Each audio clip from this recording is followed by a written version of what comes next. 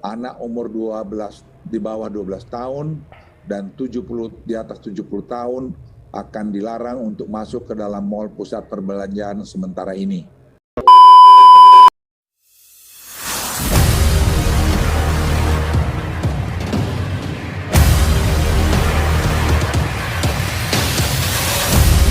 Hai, Assalamualaikum warahmatullahi wabarakatuh. Salam sejahtera bagi kita semua.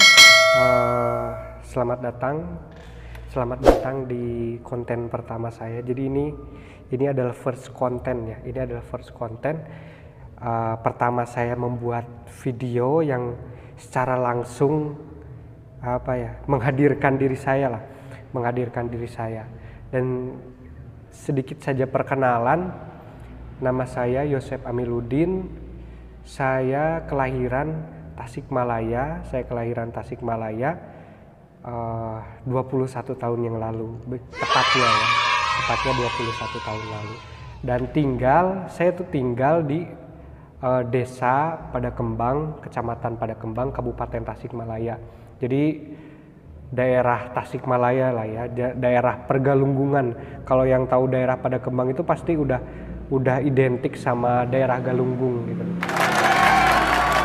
Dan di konten pertama ini sebetulnya saya ingin sekali membuat video-video untuk di YouTube. Cuma ya mungkin karena satu dan lain halnya saya baru sempat sekarang dan memberanikan diri saja. Karena banyak sekali, menurut saya ya, banyak sekali dampak positif dari platform YouTube ini, dari platform yang bisa digunakan di sosial media lah. Pertama bisa edukasi kan, bisa hiburan. Sedangkan anak-anak muda sekarang, milenial sekarang itu sudah beranjak. Televisi itu sudah mulai ditinggalkan dan lebih fokus kepada konten-konten YouTube dan lain sebagainya.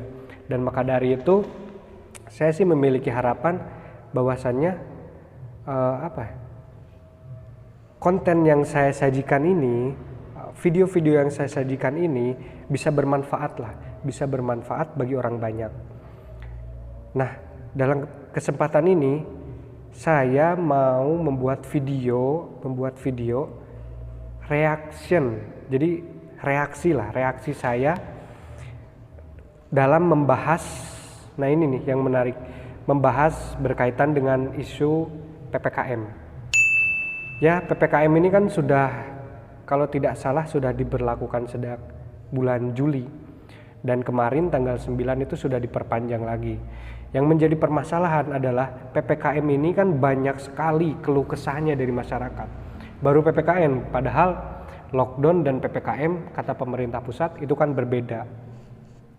Cuma ya itulah yang menarik dan banyak sekali gejolak di tengah masyarakat karena memang katanya merasa dirugikan. Pun saya sempat berbincang-bincang dengan pedagang kaki lima, dengan masyarakat ya di perkampungan dan menyikapi tanggapan mereka berkaitan dengan kebijakan pemerintah hari ini, khususnya PPKM. Ya kebanyakan banyak keluh kesahnya karena berdampak dari segi ekonomi. Bahkan pandemi ini kan berdampak kepada tiga hal yang menjadi indikator daripada pembangunan manusianya itu. Pertama, ekonomi, berdampak kepada ekonominya. Kedua, berdampak kepada pendidikan. Ketiga, kesehatan apalagi. Melihat kan ya mungkin sekarang sudah sedikit menurun lah kasus-kasus COVID-19 di Indonesia. Cuma ya jangan sampai kita pun lengah dengan kondisi pandemi saat ini. Nah, sekarang saya mau membuat reaction yang berkaitan dengan PPKM, kejadian-kejadian PPKM. Karena banyak sekali, jangankan di luar, di Tasikmalaya pun kan banyak sekali kejadian-kejadian PPKM yang menghebohkan lah, yang menghebohkan. Nah, bagaimana? Mari kita lihat bersama-sama.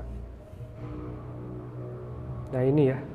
Dari data yang Ini didapat, dari Menko penurunan telah terjadi Kemaritiman hingga dan Investasi 59,6% Binsar dari Panjaitan. puncak kasus di tanggal 15 Juli 2021 yang lalu. Terkait keputusan ini akan dituangkan dalam instruksi Mendagri secara lebih detail. Dalam proses keputusan detail ini pun kami telah berkomunikasi dengan cermat dengan berbagai pihak, misalnya asosiasi mal, perindustrian, dan sebagainya. Dalam penerapan PPKM level 4 dan 3 yang akan dilakukan pada tanggal 10 sampai 16 Agustus 2021 nanti, terdapat 26 kota atau kabupaten yang turun dari level 4 ke level 3.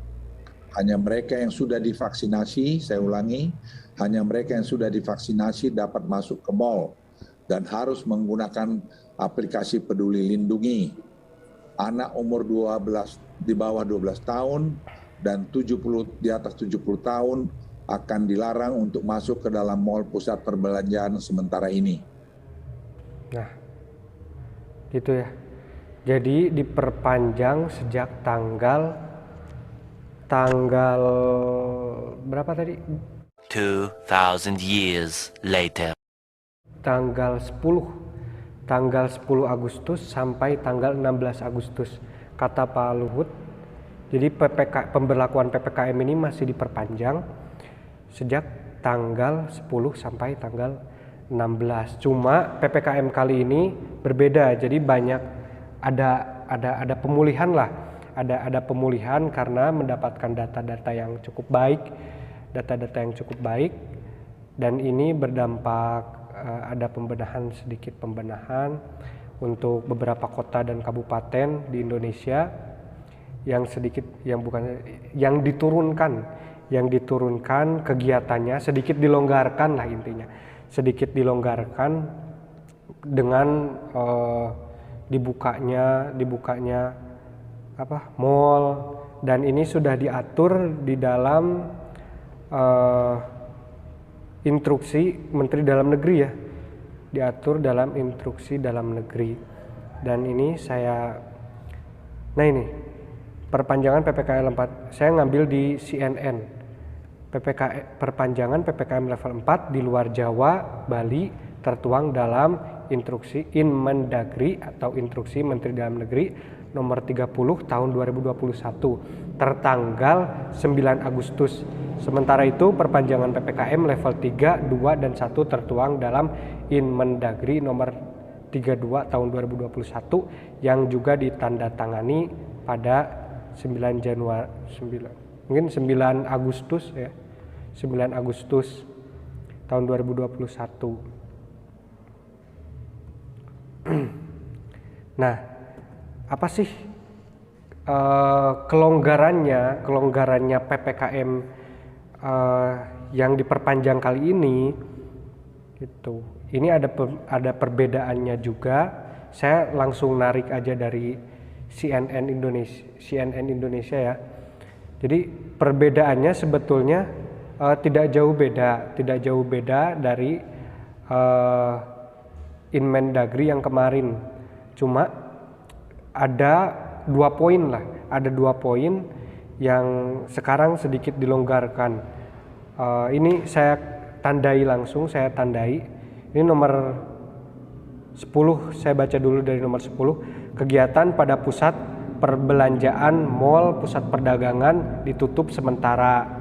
Nah, kecuali terdapat pengecualian nomor 11 nih untuk Provinsi DKI Jakarta, Kota Bandung, Kota Semarang, Kota Surabaya.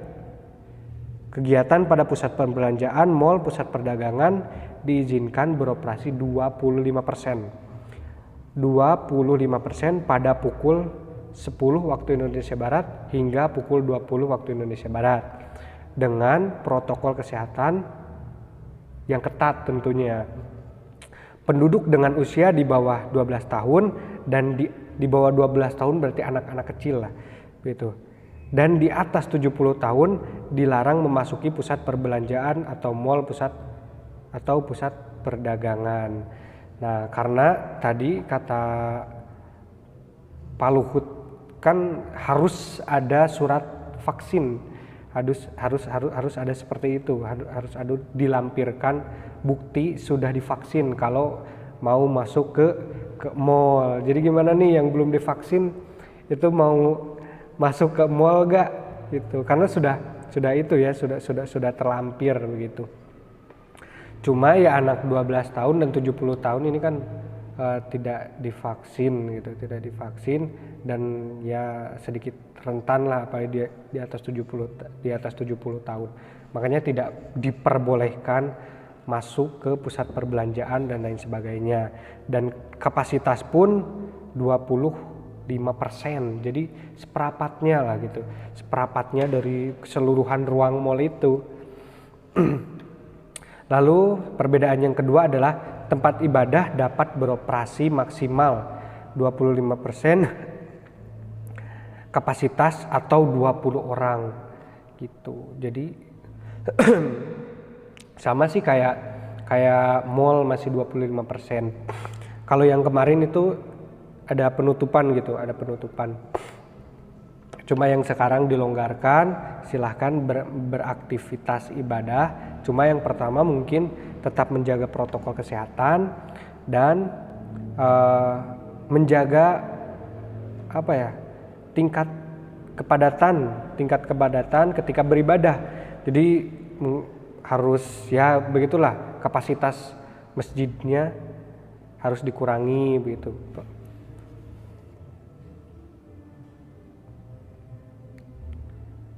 Nah itu, cuma kan padahal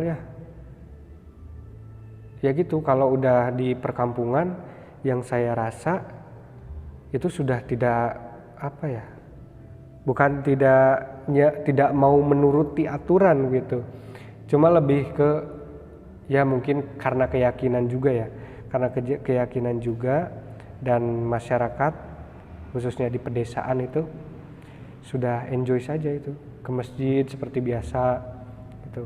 Kayak kemarin yang Idul Adha itu seperti biasa ke masjid.